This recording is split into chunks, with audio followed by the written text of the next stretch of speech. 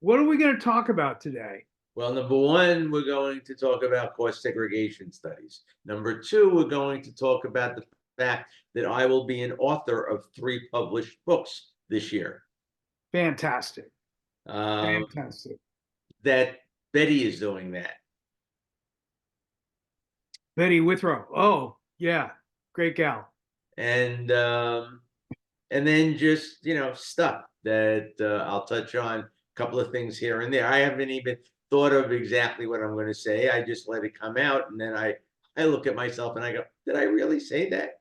Well, this is interesting because um, once you start getting into a role, it kind of fills itself in, doesn't it? Yeah, it does. So, and you've done enough of these to really get the feel down of what needs to be talked about. Hey, I did it once a week for 6.5 years, standing in front of a classroom. That's right. I forgot about that. So Yeah. this is nothing. This is one shot, and I'll be fine. 6.5 years of doing it every week is a bigger obligation, and it just flowed. I never wrote anything down. I never even, other than looking at the book for the titles, I never even really read it. I knew all of that stuff. It's interesting you're bringing this up because it takes me back to the days when I started speaking about LinkedIn. And I'd fill a room with 100, 150 people in the room. Mm-hmm. And the first time I made a presentation, I must have rehearsed in front of the mirror like 30 times. I might be exaggerating a little bit, but very nervous. And what happens is once you do a couple of those, then you get comfortable within your own skin. Yeah, well, I got comfortable doing it in the 1970s.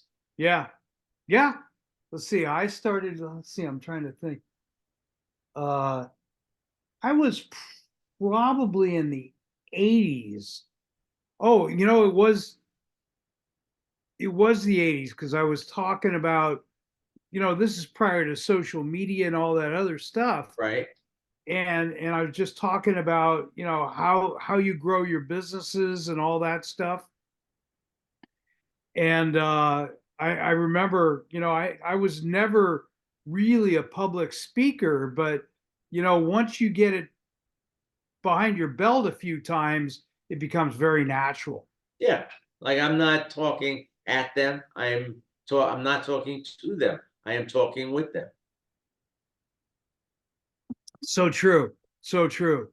And for Marie's sake, we're not youngsters, Marie.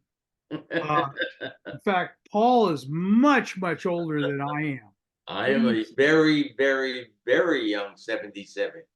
okay, so I'm soon to be 75, so I'm just your child. My sons are 51 and 53. That's scary. That is scary. That is scary. My daughter's 35, and as I always say, my mother-in-law is brilliant. She turns 100 in May. Super. Um, and my daughter's brilliant. And then I'm always talking, saying, it just proves that intelligence skips a generation. I'm talking about my wife. Well, my dad lived till 98, and he passed away from injuries sustained in a car accident. No kidding. Not his fault. He was still driving, but it wasn't his fault. The No lady who kidding. hit him was a month older than him. Um, Unreal. my mom Unreal. made it to 95, and she had gone to the doctor for a colonoscopy, and he hurt her. So she didn't go back, and she had bad polyps and passed away from colon cancer. Oh, Well, wow. they both could have lived a lot longer. And so I'm figuring 105 and more very actively. You know, uh, on not quite the same, but, stories. When I was 2 months out of college, and I borrowed $5,000 from my dad to buy my first home. And he only charged me 2 points over prime. And after 3 months, I sent him a check for um, for $35. And he calls me up. He says, "You SOB, that's all you're sending me?" And I said, "Dad, you don't know how deep I had to dig to come up with that $35." Well, I ended up paying him back in a year and a half. You know, once you get on a roll, this is what we're all about, Marie, is how we take things to another level, and how we do that and what we do and where it leads to is always a testimonial about who you are as an individual And what you've accomplished. and what you've accomplished. Bingo. Bingo. So our objective is to accomplish a whole bunch, do things that people are not used to seeing, and be ahead of the curve. And so even Marie and I were kind of talking about that today, in the last few weeks. So where do we see all this stuff going with LinkedIn and social media and all that stuff? It's how to make things different from what people are used to seeing. I saw a video on LinkedIn today. I'm having a problem with Facebook, but I'll get that taken care of. Anyway, it was a fence, and one donkey jumped over, another donkey jumped over, and the third donkey went over to it and looked to the right and looked to the left and thought for a second, and he put his mouth on and lifted the fence post, the top one, and then just walked out. I'm the one who lifted the fence post and dropped it on the ground and walked out. That's an inspiration for creativity and futureness, right? Absolutely. That's why I love it, because I preach creativity. Well, and then when I got into the computer industry, I was a director of accounting of a publicly traded company. And Boring. pardon me? Boring. Yeah. Yeah. But you remember the company Max Factor, right? Sure. I was hired by Max Factor to clean up all the frauds that were going on within the company, and they had massive, massive frauds.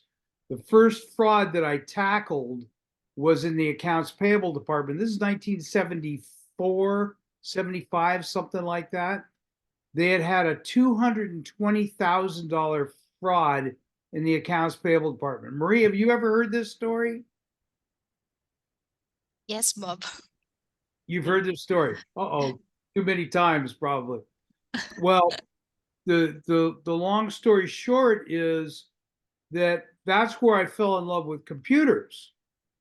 That's when a 300 megabyte hard drive was $50,000 in the size of a washing machine. 300 megabytes. Yeah, I know.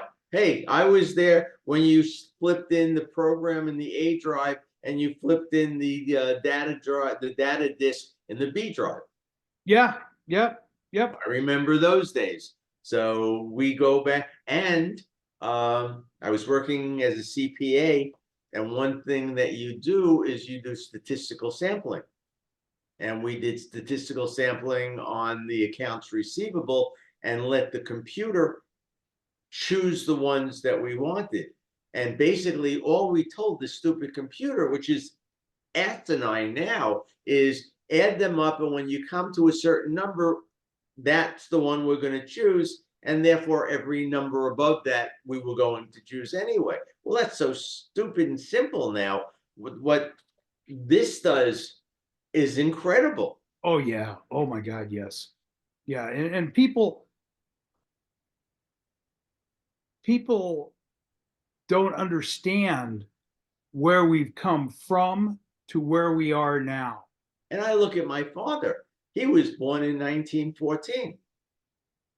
Imagine what he saw in his lifetime, because he made it to 2014. Wow, that's really kind of incredible. Yeah.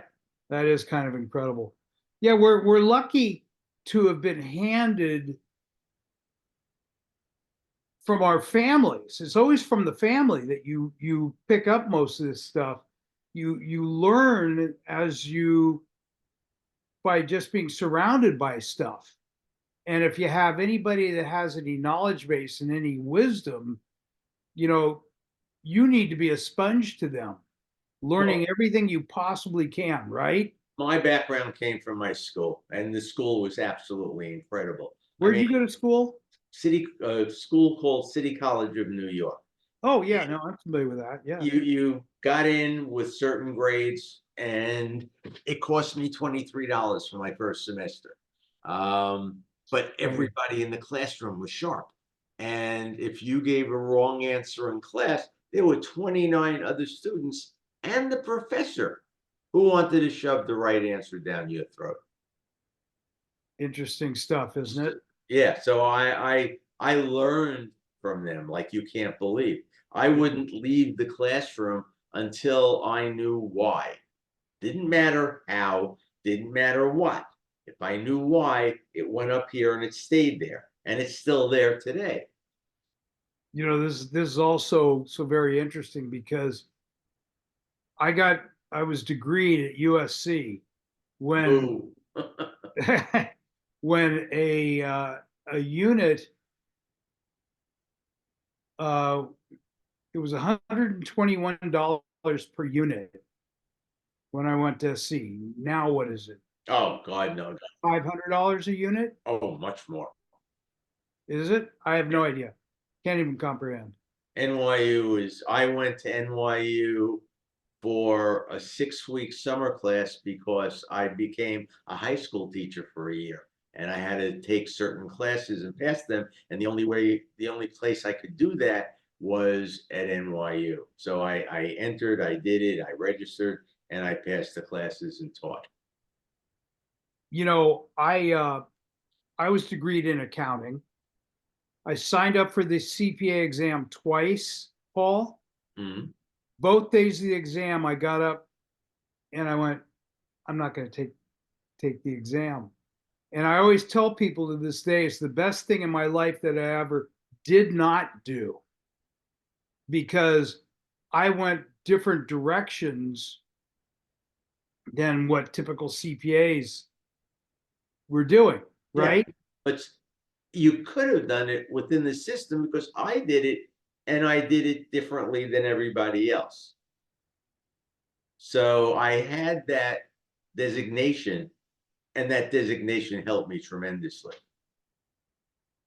Marie, I'll tell you, if nothing else, if you don't pick up anything else out of this conversation, it's staying on a trek, on a on a direction, A plan. a plan that is different than what other people do. And I ended up not getting my CPA license certificate, um, but I had the thirst for knowledge. So what happened was when I decided to open my own computer company, I had to learn how to sell. How many accountants do you know make good salespeople? Lousy. They're terrible. They're the worst. But in a way that I sold myself. And by selling Exactly. myself, because if I ever sold this pencil and I found a better pencil, I couldn't sell this pencil anymore. Right. But I sold myself, and I never thought that anybody else was better than me. You know, this is also very interesting. It's especially for Marie, this is like really phenomenal food for thought. Don't think like this. No. Tunnel vision, okay? Because if you get tunnel vision, you get trapped within your own mind. And you can't see anything outside, and you You can't have see to, anything. Right. because outside influences are massive, and you've got to deal with them, and you've got to learn how to get through them and prosper. Do you ever hear of Tom Hopkins? No. Okay, he was, I don't know if he's still alive or not. He was out of Scottsdale, Arizona. And when I decided to go into sales, I had to learn how to sell. I didn't know anything about selling. If I did, I bought it high and sold it low. Not a great way to stay in business. Right. So I started following his principles, mastering the art of selling. Every day I drove into my office with an 8-track cassette tape, listening to his formula for how do you learn how to sell. And I started following it like it was a religion. I became so good at what I was doing, I started winning awards by major companies like 3M, BASF, all these major players, because I was selling computer products, right? So I learned how to sell by listening to Tom Hopkins, going into my office every day, um, listening to his 8-track cassette tape. I became so good at it, I started winning awards by companies like 3M and BASF to places around the world, Italy, Canada, um, etc. And I started winning all these awards. Once you get it into your head of what you have to do in order to excel, if you follow the principles that you're learning from other people, then you become really good at it. Well, I had a goal when I started out. I got the job in California, but I was in New York and I interviewed there. So I sent out 5 resumes for companies that had offices in New York and LA. I sent out 5 resumes. I got 5 interviews. I got 5 offers, and I chose Wow. one. And then I moved out and started working. And for the first year, I never smiled. They came out with the yearbook, and under my name, they had learn to smile or something like that, because I had a quest, and that quest was I went from staff assistant, skipped over staff senior to in charge senior in 1 year. Only one of 2 people in that firm to ever do that. You know, we've got there's a lot of similarities behind who you are and who I am, and there's a synergy here. So 1 and 1 doesn't equal 2, 1 and 1 equals 3, and that's where we have a lot of commonalities. Is that we want to excel at whatever we're doing. Well, then And let's get on this podcast so let's I can go do get it. done Let's and go do do it. work. I have a Okay. dentist appointment today. Pardon me? I said I have a dentist appointment today that I have Oh, how to much make. fun. I'm sitting here at my brother-in-law's office house, and he sold his practice, but he's a retiring dentist. Oh, my So guy is great. I love him. And really, I look forward to going there. Today's just a cleaning, so it's no big deal. yeah, I hear you. All right, so let's get this thing underway. So my name, for people that are listening to this conversation, of course, Marie is going to condense it into uh, a shortened viewpoint. You know, Actually, I think people would love the first part of it that we just did. yeah, Marie's really good at this stuff. She knows how to chop up our interviews into sections that have some bearing. So as you know, what will happen is Marie is going to take this. She's going to take the recording, send you a copy of it, and she'll edit some of the stuff out, which should be edited anyway, and then send it off to you. And from there, we will make a video interview out of this process. Right. So And then we will distribute it to LinkedIn. you bet, you bet. That's they say that it takes 15 to 30 seconds for people to size up who you are by looking at your facial gestures or your expressions, your body language, that kind of stuff. And that's where I really got hooked on doing these interviews, because what's a better way of doing it than giving people a first impression of who you are. And that's why I love doing these interviews. So anyway, starting out, my name is Bob Friedenthal. On LinkedIn, I'm under Karen, Caryn, and Bob Friedenthal, Friedenthal. I love doing these interviews because they give you the essence of who that person is. And people have something to talk about, something worth saying. And when you do that, if we can keep it relatively short, then we will get it out to your connections so they know who you are. Okay. So again, under LinkedIn, I'm under Karen, Caryn, and Bob Friedenthal, Friedenthal. After this interview, if you would like an interview, please contact me. My phone number is area code 310-736-5787. And I am and I'm on, you can contact me at bob@mycity.com. I've known, God, Paul, how many years have we known each other? Quite a few. Quite a few years. And the information that's generated here, I think is of tremendous value to people, because they want to know who you are. It's not just that you're a connection on LinkedIn. It's why are you connected? What is the value proposition behind that connection? What do you have to offer, and vice versa? What do people have to offer to each other? So, anyway, that's me. Paul, you want to introduce yourself? My name is Paul Levine. I am a commercial realtor. I was a practicing CPA for over 50 years before getting into real estate. So I have income tax knowledge and creativity that no one else has who does what I do. No one else. Was also a university professor for 6.5 years, and I explain everything that we are doing to my clients because they make the decisions. I don't, but I give them the information to make informed decisions.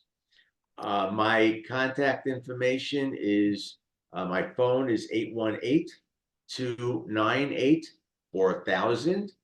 My email address is plevine@lspropertypartnersllc.com. That is our company. It is LS Property Partners LLC, and I have a partner. His name is Fred Sams, and both of us are into something called cost segregation studies, and that's something that we will talk about now. If you own any property that is income producing property, and a lot of people say, well, it's a single family residence, it's not a commercial piece of property. If it's rented out, it is, because if it's rented out, you are making income from it and you're looking to take deductions. And that's what everybody wants, are income tax deductions. So if you have an income producing piece of real estate and you have not done what is known as a cost segregation study, you've got to call me, because what a cost segregation study does is it accelerates the deductions for depreciation tremendously so that you get enhanced cash flow at the beginning, which allows you to do certain things that you could not otherwise do. And one of those things is to qualify for a loan. But first, let me explain about cost segregation studies. When you buy a piece of commercial property, you are buying three things. Number one, you're buying the land, and the land has been there since the beginning of time. It will be there until the end of time, and so you cannot depreciate it. You are buying the structure. You are buying the ceiling and the floors and the walls, and if that is residential real estate, you depreciate it over 27.5 years. If that is anything other than residential, self-storage facilities, an office building, a warehouse, any of those things, you depreciate that over 39 years. But if you do a cost segregation study, you take the items that may be part of the building or that you think are part of the building, and you hire the cost segregation experts and their engineers. And they go through your property with the fine tooth comb, and they will identify property that should be depreciated over 5, 7, and 15 years, which is a whole lot less than either 27.5 years or 39 years. So you accelerate depreciation, you get a better cash flow. Then there is something called bonus depreciation. Bonus depreciation was around before 2022. And in 2022, you could deduct 100% of tangible personal property, those things that the cost segregation study identifies, and you could depreciate it up to 100% of the cost, up to $1 million in 1 year. That gives you unbelievable cash flow. Well, Congress, in its inimitable wisdom, is phasing out bonus depreciation. So for 2023, it was only 80% and $800,000. And now that we're in January of 2024, it's 60% and $600,000. And it will go down again in 2025 and 2026. And it is scheduled to be gone in 2027. But I don't look that old, but I am. I'm 77. And I've been around for a very long time. And I have seen things like this come and go. And what I am anticipating is that the government, Congress, will come up with something. Don't know what it's going to be called, but we'll come up with something to replace bonus depreciation in the next year or two. And I don't care if they call it Mickey Mouse depreciation, but we will be able to have a benefit, and that benefit will be around for a long time. So that's basically what we do, beside helping you buy and sell commercial real estate, having you put together a portfolio that is an investment of real estate, commercial real estate, that gives you cash flow, appreciation, and income tax benefits. And that's what we do for you. Also, as an aside, I've written articles and posted them on Facebook and LinkedIn for over the last 4 years. It's a lot of articles. And we put together 3 volumes of a book that I call the Bible of Real Estate. And those will be released this year. I am finishing up one in the next week or two. So, and there is a website, and the website is the Bible of Real Estate.info, INFO. And if you follow my articles on LinkedIn, right now Facebook is unhappy with me, so I have to deal with that. But if you follow my articles on LinkedIn right now, I posted an article this morning about the books, and it'll give you that website to go to for more information and also to register. Bob? Excellent stuff. Excellent stuff. This is the essence of Paul Levine. He's an out-of-the-box thinker, and he's an idea man that generates ideas on where things need to go. I don't even like the example or the phrase out of the box or outside of the box. I wake up every morning and I have a blank artist canvas in my mind. And I have in front of me 40 different colors of paint and 40 different styles of paintbrushes. So I could paint any kind of a line in any color and make whatever I want. And there are no boundaries, there are no rules like you have with thinking outside of the box, which is attaching 9 dots with 4 straight lines. Oh, well said. Well said.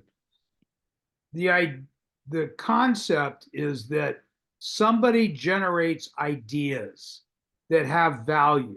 Is that a fair statement? Mm-hmm. And that's what you are. You're an idea generator that makes sense based on your history as a CPA and the fact that you know the essence of what happens to revenue code, Well, right? yeah, and I had 10 IRS no change audits in a row, which means that the IRS would not go back to those pages, those documents, those tax returns for 3 years. So I had what I call a license to steal from the government because I was able to take deductions and not worry that the IRS would come back on them. And there's another thing that you should know. If you are looking to buy or sell, whether it be real estate or a business, I've had enough experience in doing that that I can help you get through it creatively and get you some creative income tax benefits along the way. Back in time, I negotiated the sale of one of my accounting clients to this small company in Delaware by the name of EI DuPont, a huge, huge company. And there were four gentlemen from DuPont on that side of the table and me and my partner on this side. And he didn't say a word. I did the whole thing. The bottom line of this whole thing, it starts with knowledge. Everything starts with knowledge. Once you have an idea of something and understanding of how it impacts the rest of the quote unquote market, then you have an open opportunity to help people. Do you like that statement? Yeah, it's, but you also have to remember that for people like me, it's fun. Right. I want to come up with something that no one has come up with before and accomplish things. And I have in my career. There's one thing I did, and I'm not going to go into it now, but there's one thing I did that I know that no one else in the United States would have even tried to do it, and I accomplished it. Well, this makes me think about when I started doing these video interviews. I started out the interviews that were roughly 25 minutes long. Yep. Then I just said to myself, hey, this is much too long, got to reduce it.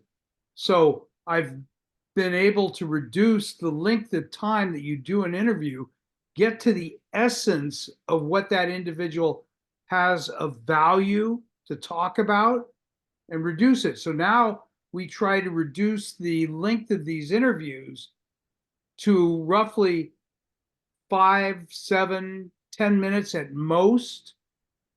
And you walk away with a piece of information.